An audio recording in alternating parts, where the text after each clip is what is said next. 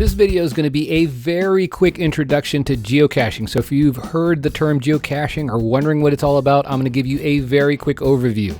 The first thing you're going to want to do is go to geocaching.com. So that's right there. Let's go to geocaching.com. And once you get there, you want to sign up for a free account.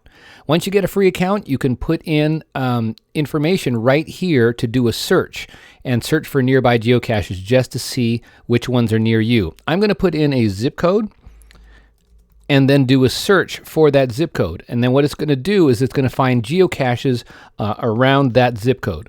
Now, here are all the geocaches around that particular zip code, but if you want to see the results in a map form, which I think is really helpful, so not just text, it's not just text-based, but a map form, then click on Map These Results.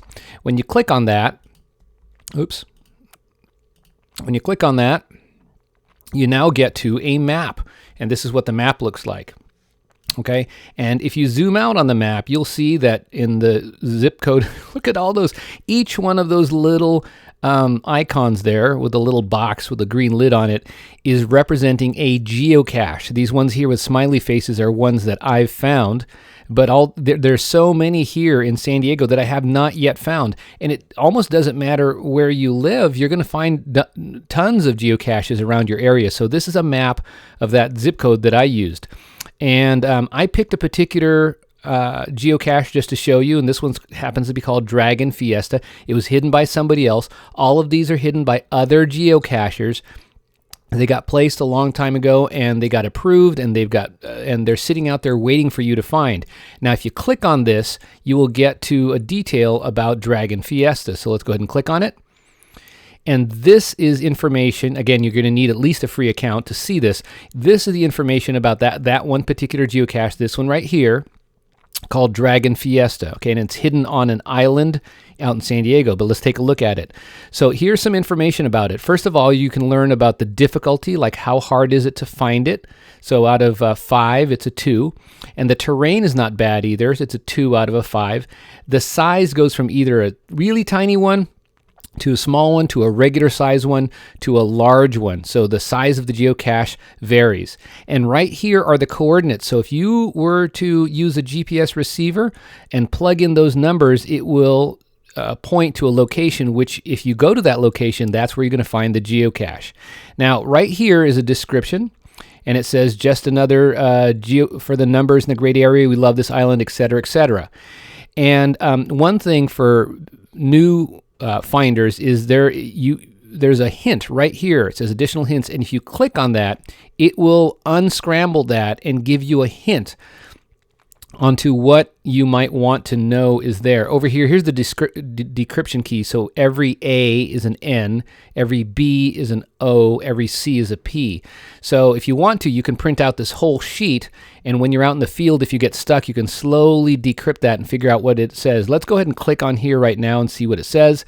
It says, you obviously have not found many of my other caches.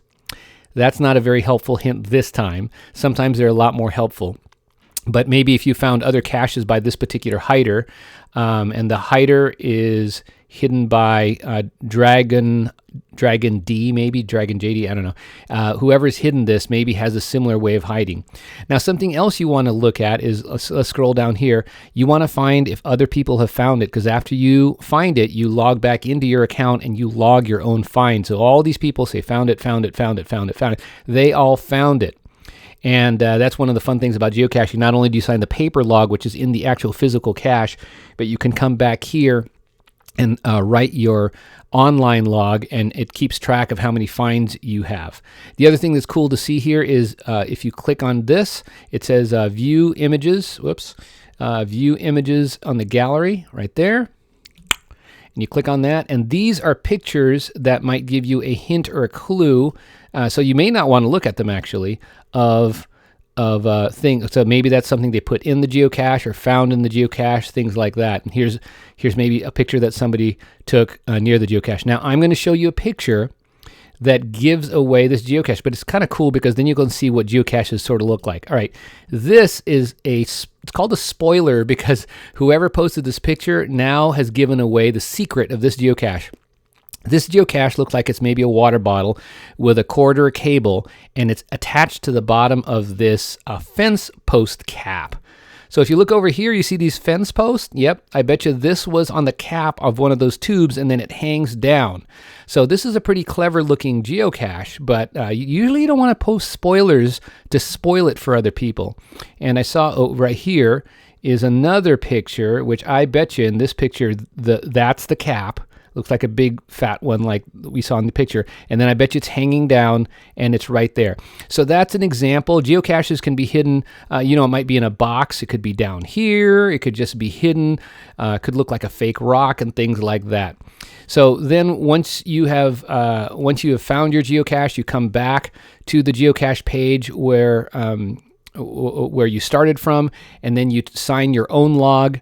And then you can type in your own words here. You just say you found it, and as you say, as you write your own log here, your log will be at the top here because it's the most recent one. Okay, hopefully that was helpful. Oh, one more thing, maybe the most important thing that you can do to enhance your geocaching experience, if you enjoy geocaching, is go over to podcacher.com, and that's here, right? Podcacher.com. Podcacher, because Podcacher is a website full of geocaching goodness, chock full of geocaching goodness. It's got a podcast, it's got videos, it's got photos, it's got a lot of stuff that helps support the geocaching frenzy and craze. So go check out podcacher.com. Lots of stuff to learn there about geocaching, and lots of stuff to do there. So there you go. Go to geocaching.com to get started with geocaching. And to help feed your activity, go to podcacher.com. Hopefully that was helpful.